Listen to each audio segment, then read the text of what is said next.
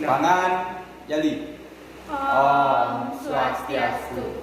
Kami dari kelompok 7 akan mempresentasikan tugas kami, yaitu tentang koperasi dan pengelolaannya. Sebelum itu, ada baiknya kita memperkenalkan diri terlebih dahulu. Perkenalkan, nama saya Gusti Agung Dewi Pramana, nomor absen 4. Perkenalkan, nama saya Ida Bagus Agung Yakusuma Manuabo, absen 19.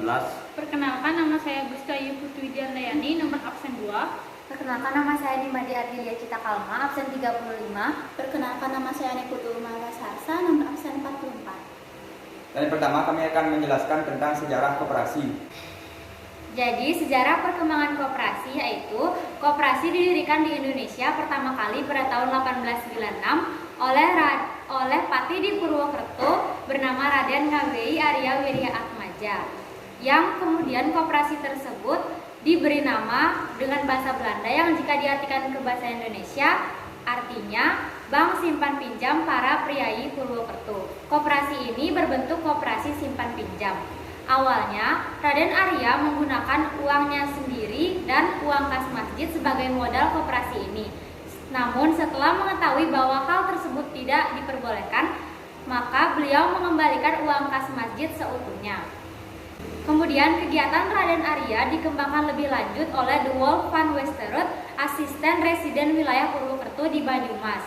Saat cuti ke Eropa, beliau mempelajari cara kerja Rai Feysen atau cara kerja koperasi simpan pinjam untuk para tani dan koperasi simpan pinjam untuk para buruh di kota di Jerman. Setelah kembali dari cuti, beliau mengembangkan koperasi simpan pinjam sebagaimana Raden Arya mengembangkannya. Kemudian, koperasi mulai diketahui oleh seorang tokoh bernama Dr. Sutomo, yang kemudian beliau mendirikan sebuah organisasi dan kemudian beliau memanfaatkan koperasi untuk membantu para masyarakat mengatur keuangannya. Kemudian seorang tokoh nasional yang dengan gigih mendukung koperasi adalah Muhammad Hatta, Wakil Presiden Republik Indonesia yang pertama, sehingga beliau disebut sebagai Bapak Koperasi. Secara resmi, Hari Koperasi Indonesia baru lahir pada tanggal 12 Juli tahun 1947 pada Kongres 1 di Tasikmalaya. Kemudian saya akan menjelaskan mengenai pengertian koperasi. Menurut pasal 1 UU nomor 25 tahun 1992 tentang perkoperasian menyatakan koperasi adalah badan usaha yang beranggotakan orang seorang atau badan hukum koperasi dengan melandaskan kegiatannya berdasarkan prinsip koperasi sekaligus sebagai gerakan ekonomi rakyat yang berdasarkan atas asas kekeluargaan.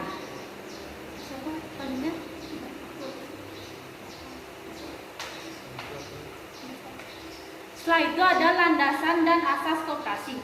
Berdasarkan bab 2 Undang-Undang Nomor 25 Tahun 1992 tentang perkoperasian menyatakan landasan ideal koperasi adalah Pancasila dan landasan strukturalnya adalah Undang-Undang Dasar Negara Republik Indonesia tahun 1945.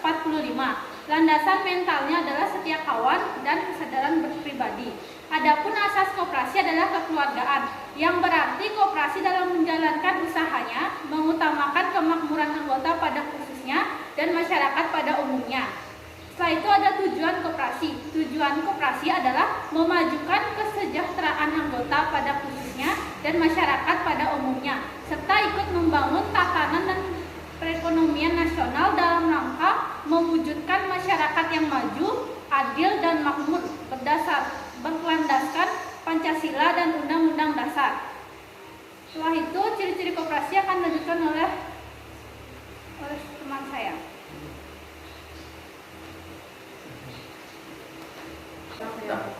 Selanjutnya ada ciri-ciri koperasi. Yang pertama, berdasarkan kepemilikannya, koperasi mempunyai ciri-ciri berikut. Koperasi adalah milik seorang dan badan hukum koperasi. 2. Kewarganegaraan dan kebijakan koperasi ditetapkan oleh anggota melalui rapat anggota.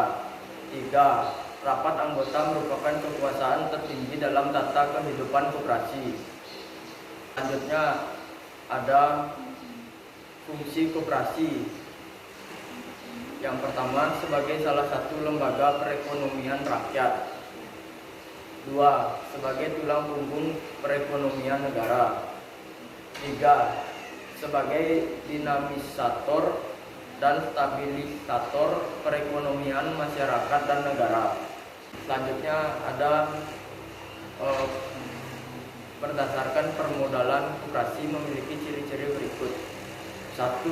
Modal koperasi berasal dari anggota, baik orang seorang atau badan hukum koperasi. 2. Modal koperasi terdiri dari modal sendiri dan modal pinjam. Prinsip-prinsip koperasi. Pasal 5 Undang-Undang Nomor 25 Tahun 1992 menyebutkan bahwa dalam sebuah koperasi harus melaksanakan prinsip-prinsip koperasi. Prinsip koperasi diantaranya sebagai berikut. Yang pertama, keanggotaan koperasi bersifat sukarela dan terbuka. Pengelolaan koperasi dilakukan secara demokratis. Yang kedua, sisa hasil usaha yang merupakan keuntungan dari usaha yang dilakukan dibagi berdasarkan besarnya jasa masing-masing anggota.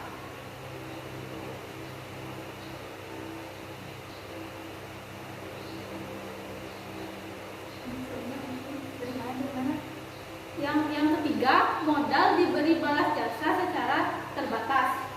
Yang keempat, koperasi bersifat mandiri atau kemandirian. Setelah itu ada fungsi dan peran koperasi. Bab 3 Pasal 4 Undang-Undang Nomor 25 Tahun 1992 menyebutkan fungsi dan peran koperasi antara lain sebagai berikut.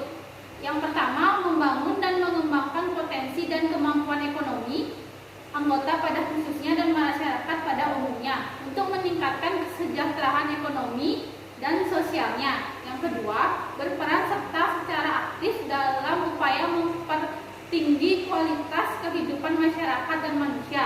Yang ketiga, memperkokoh perekonomian rakyat sebagai dasar kekuatan dan ketahanan perekonomian nasional dengan koperasi sebagai soko gurunya. Setelah itu yang keempat, berusaha untuk mewujudkan dan mengembangkan perekonomian nasional yang merupakan usaha bersama berdasar atas asas kekeluargaan dan demokrasi ekonomi. Selanjutnya ada pengelolaan koperasi. Pengelolaan koperasi ini sebaiknya berpedoman pada 3 sehat. Yang pertama ada sehat organisasi, yang kedua ada sehat usaha, dan yang ketiga adalah sehat mental. Sehat organisasi adalah adanya kesadaran para anggota akan kegiatan di koperasi. Yang kedua ada sehat usaha. Sehat usaha adalah kegiatan usahanya dijalankan berdasarkan asas dan juga tujuan koperasi. Yang ketiga ada sehat mental. Sehat mental adalah adanya kesadaran para pengurus dan anggota koperasi terhadap tanggung jawab akan koperasi. Selanjutnya ada perangkat organisasi koperasi. Yang pertama ada rapat anggota. Rapat anggota adalah pemegang kekuasaan tertinggi di dalam koperasi. Nah, biasanya fungsi rapat anggota ini yang pertama adalah menetapkan anggaran dasar, yang kedua menetapkan kebijaksanaan umum di bidang organisasi, manajemen dan juga usaha koperasi, dan yang ketiga adalah menyelenggarakan pemilihan, pengangkatan dan pemberhentian pengurus dan juga pengawas koperasi. Selanjutnya ada pengurus. Nah, pengurus koperasi ini tuh biasanya dipilih dari dan oleh anggota koperasi di dalam rapat anggota. Nah, tugas dari pengurus koperasi ini yaitu yang pertama, mengelola organisasi koperasi dan juga usahanya. Yang kedua, yang kedua adalah mengajukan rancangan rencana kerja dan juga rancangan rencana anggaran pendapatan dan juga belanja koperasi. Yang ketiga adalah menyelenggarakan rapat anggota. Nah, biasanya pengurus koperasi ini itu masa jabatannya itu adalah yang paling lama 5 tahun. Selanjutnya ada pengawas koperasi. Pengawas koperasi ini juga dipilih dari anggota koperasi dan dipilih dari anggota koperasi di dalam rapat anggota. Nah, pengawas koperasi ini bertugas untuk melakukan pengawasan terhadap kebijaksanaan dan pengelolaan di dalam koperasi dan juga membuat laporan tertulis tentang hasil pengawasannya. Om Swastiastu. Perkenalkan, nama saya Yani Pangprastia, kelas 10-12, absen 18. Saya akan menjelaskan sumber modal. Sumber modal adalah dari masa sumber modal atau dana yang dapat digunakan untuk melakukan kegiatan investasi, yaitu pinjaman bank. Cara lain yang sering digunakan oleh para pengusaha untuk mendapatkan modal adalah dengan meminjam bank. Nominal pinjaman pun bisa lebih besar daripada tabungan sendiri atau pinjaman saudara dan teman. Namun ada beberapa syarat yang harus dipenuhi pinjaman agar pengajuan mereka diterima oleh bank. Di samping itu, bank sering meminta jaminan bila peminjam tidak bisa melunasi pinjaman. Kedua, bantuan pemerintah. Saat ini baik pemerintah pusat maupun pemerintah daerah telah menyampaikan bantuan bagi pelaku usaha kecil dan menengah. Bantuan ini pun bisa menjadi sumber modal usaha yang bermanfaat bagi bisnis. Yang ketiga, tabungan pribadi.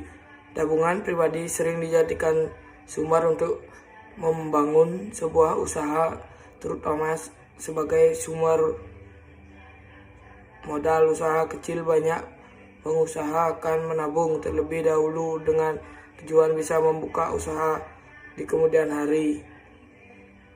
Nomor 4,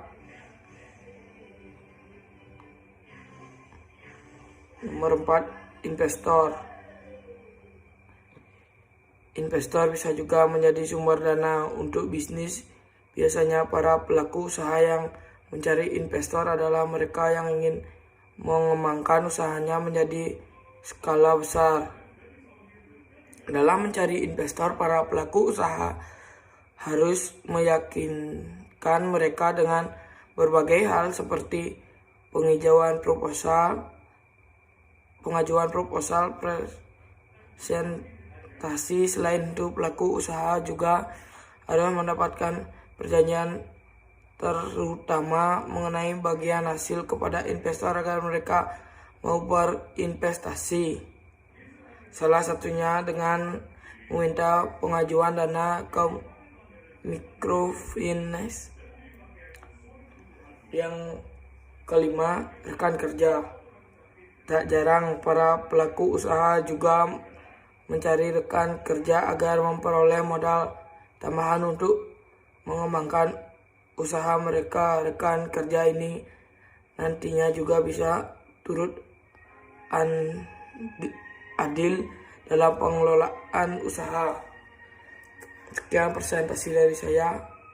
Kalau apabila ada kata yang salah, saya mohon maaf. Sekian dari saya, Pramo Santi Om. Sekian pemaparan dan penjelasan dari pengertian koperasi dan pengelolaannya. Adapun kesimpulannya dari presentasi kami hari ini adalah koperasi adalah suatu badan usaha yang beranggotakan orang seorangan serta berdasarkan asas kekeluargaan sekaligus gerakan ekonomi masyarakat dengan tujuan mensejahterakan ekonomi masyarakat. Dengan cara pengelolaannya yang berdasarkan 3 sehat, yaitu sehat organisasi, sehat mental, dan sehat usaha. Sekian presentasi dari kami tutup dengan Parama Santi. Om Santi Santi Santi Om.